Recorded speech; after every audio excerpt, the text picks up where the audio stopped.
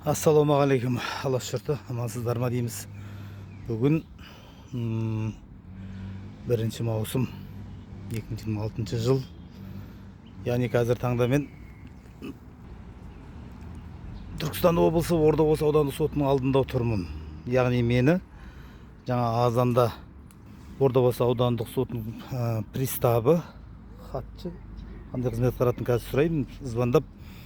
Яғни кешегі 28 мамыр 2026 жылы қылмыстық сот бойынша 152 бойынша, яғни қылмыстық процесс кодекс бойынша сот процесінде біз, менің өкілім жаңағы Абисіп судьяға қарсылық білдірген.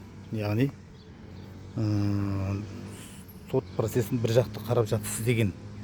Енді оны сол сот процесс біткеннен кейін, қарсылық білдіргеннен кейін, яғни еліміздің ата заңында, қылмыстық процесс кодексінде, азаматтық процесс кодексінде, яғни сот барысында судьяға қарсылық білдіргеннен кейін, сол уақыттан бастап қарсылық білдіру деген мәлімделгеннен кейін барып судья емес келесі қаулы шыққанша, яғни сотты ауыстыру керек, немесе қайтадан сот жүреді, сол процессті қайта сол судья жүргізеді деп. Яғни біз Ордабасы аудандық сотының судьясына, яғни Қ Мырзабековке қарсылық білдіргенбіз. Енді осы қарсылық білдіру барысында енді мені екінші рет әкімшілік құқық бұзушылық туралы кодекстің 653 бабының екінші тармағы бойынша, яғни бірінші тармағы бойынша мені тартып қойған өткенде, яғни ескерту берген. Енді екінші тармағы бойынша мынандай: әкімшілік құқық бұзушылықтың кодексінің 653 бабы бойынша сотқа құрметтемеушілік дейді. Бұл сотқа құрметтемеушілікті біз сот процесінің барысында жасаған жоқпыз ғой. Яғни сот процесс тоқтаған кезде ғана жасадық қой. Жасағанда қалай болды? Яғни қарсылық танытқаннан кейін, мені қазір таңда осы әкімшілік құқық бұзушылық кодексінің 653 бабының екінші тармағы бойынша, яғни төрағалық етушіге өкімдеріне бағынбау деген маған айып тағып отыр.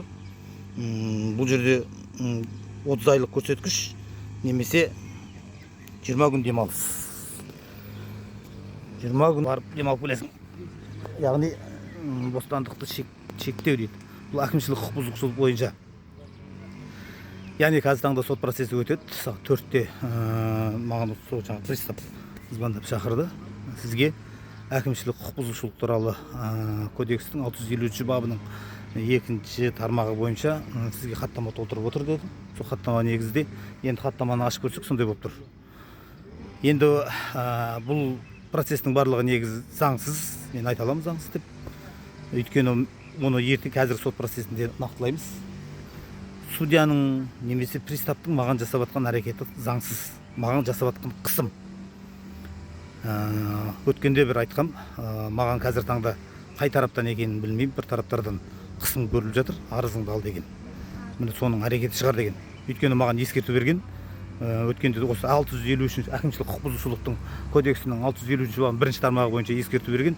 Енді екінші тармағы бойынша менді 20 күнге, 30 күнге, 20 күнге қамап, немесе 30 айлық көрсеткіш айыппұл салмақшы. Бұл деген сөз 20 мың теңге. Мен сотқа құрметтемеушілік танытқан емес. Тек қана қарсылық білдіргеннен кейін ғана сот залынан шығып кеткеніміз жайымыз бар. Ол заң аясында. Бірақ енді түсініп отырмын, судьялар бұлар маған осындай қысым жасау әрекетін екінші рет жасап отыр енді. Мен бұны қоймаймын, өйткені жоғарғы сотқа дейін апарамын судьялардың әрекеттерін. Өйткені маған жасап отқан бүгінгі болатын екінші қысым. Қазір соттан кейін тағы да мен осының аудиосын, сот процесінің видеосын бәрін неге салатын боламын әлеуметтік желіге.